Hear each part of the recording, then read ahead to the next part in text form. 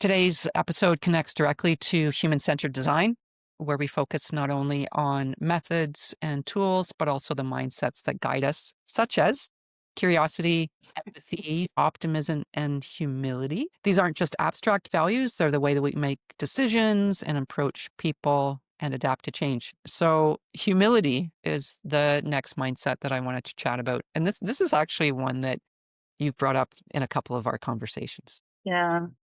And it may be, I feel, the hardest one, at least for me, or for many people. And for me, it shows up when it shows up when my first ideas don't land. I shouldn't say it's the hardest one Oh, because I embrace humility. I feel like I don't like the saying of the fail fast, but perhaps that's the way people would describe it. I love prototyping. I love iterating. I feel that yeah.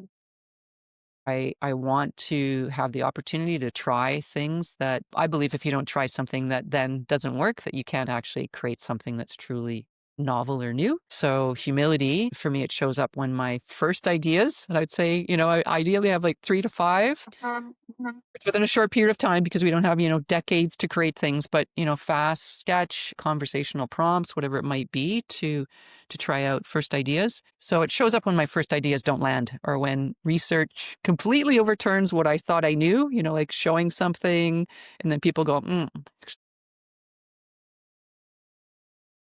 Yeah, yeah. I thought you'd like this.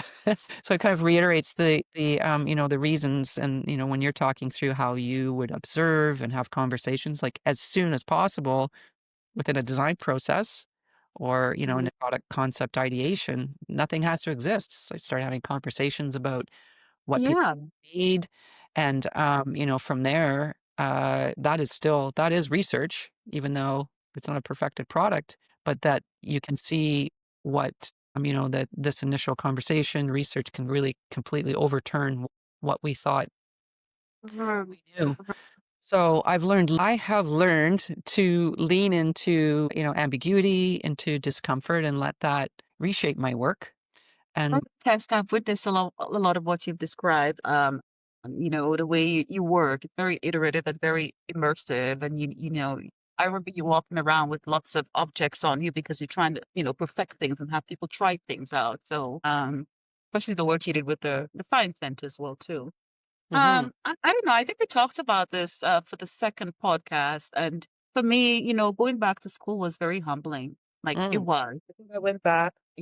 I led teams at this big company, blah blah blah, and and then you get back into a student position, and there's certain things that you've experienced in the real world.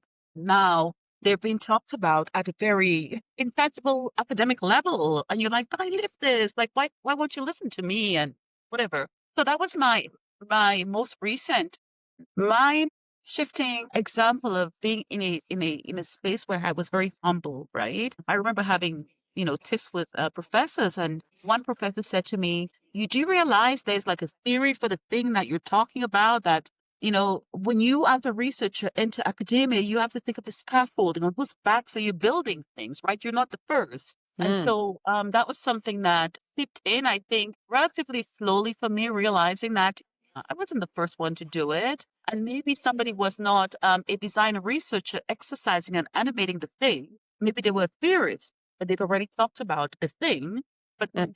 perhaps not practiced the thing. So for me, again, to when, I talk about things like critical design, I learned all of the criticality aspects of it from, going back to school and learning that in much the same way, the way I was designing something, that was just me presenting this thing. Mhm. And for you to be a critical designer, is to do exactly what you were doing. You were putting yourself out there and allowing yourself to be molded. And so, in much the same way, I think that's how I position myself as a critical designer is Mhm. to be able to know that we're discussing an object, but they are perhaps maybe 7 different viewpoints. And I need to figure out like how to be a vessel to absorb that before I then go back and say, that's the thing.